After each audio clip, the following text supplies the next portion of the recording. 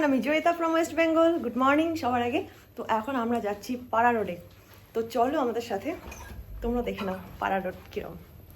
ঘড়িতে বাজে সকাল 7টা। আমরা অ্যাকচুয়ালি সকাল সকালই বেরিয়েছি, কারণ গোয়াতে আসার পর সকালবেলাটাই একটু যা ওয়েদার ভালো থাকে, দুপুর হতে না হতেই এত রোদ দেয় যে বাইরে দাঁড়িয়ে থাকাটা সত্যি ডিফিকাল্ট হয়ে যায়। যার জন্য প্রতিদিনই চেষ্টা করেছি একটু সকাল সকালই বেরোনোর। তো ফাইনালি আমরা পাড়া রোডে এসে পৌঁছে গিয়েছি। আমাদের আসতে মোটামুটি 30 মিনিটের মতো সময় লেগেছে। বহু ভিডিওতে এই পাড়া রোডের ভিডিও দেখেছি, তো আজকে নিজের চোখে সামনে থেকে দেখছি, বেশ ভালো লাগছে। অনেক ভিডিওতে দেখেছি খুব ভিড়, আর কোনো ভিডিওতে দেখেছি একেবারেই ফাঁকা, কিন্তু আমাদের ভাগ্যটা ভালো যে আমরা সকাল সকাল আসার জন্য একদম রাস্তা ফাঁকা পেয়েছি। তো আসার পর এখানে স্কুটি রেখে মিশুক দেখো ও ঘাস পাতা নিয়ে খেলতেই ব্যস্ত, আর আমিও এই সুযোগে একটুখানি ভিডিও ক্লিপ নিয়ে নিলাম, কেননা পেছনের ব্যাকগ্রাউন্ডটা ভীষণ ভালো লাগছিল। দূরে থেকে ওই পাহাড় দেখা যাচ্ছিল, তো ভাবলাম মিশুকের সাথে সাথে আমিও একটু ফটো ভিডিও করে নিই। আমরা এখন আছি, আর তোমাদের যেটা বললাম সকালবেলা যে আমরা এখন পাড়া রোডে যাচ্ছি, তো আমরা ফাইনালি পাড়া রোডে চলে এসেছি। এখানকার বিশেষত্ব হচ্ছে যে এখানে সারি সারি রাস্তার দুধারে হচ্ছে নারকেল গাছ, এটাই এখানকার বিশেষত্ব। তো দেখো রাস্তাটা খুব সুন্দর।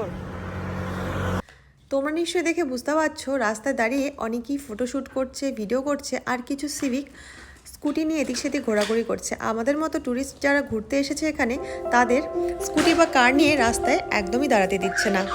আদারওয়াইজ সবাই কিন্তু ফটো ভিডিও করতেই ব্যস্ত। আর আমরা যখন পাড়া রোডে এসেই পড়েছি, তখন আমাদেরও ভিডিও করতে হবে, তোমাদের সাথে শেয়ার করতে হবে, ছবি তুলতে হবে সুন্দর সুন্দর।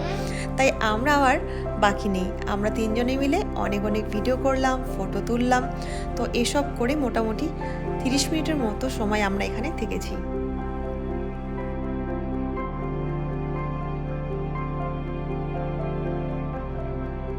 তো বন্ধুরা, তোমাদের কেমন লাগলো পাড়া রোড?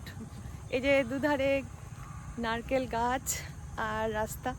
আমাদের হ্যাঁ, গাছে নারকেল নেই। এমনিতে খুবই সুন্দর একটা জায়গা, তবে আমাদের খুব একটা বেশি ভালো লাগেনি, সেরকম কিছু নেই বলতে গেলে। তবে কিছু মানুষের তো অবশ্যই ভালো লাগার জায়গা এটা। আর এখানকার এটাই বিশেষত্ব যে নারকেল গাছ আছে দুধারে রাস্তা, আর সবাই রাস্তায় এসে ছবি তুলবে। তো চলো।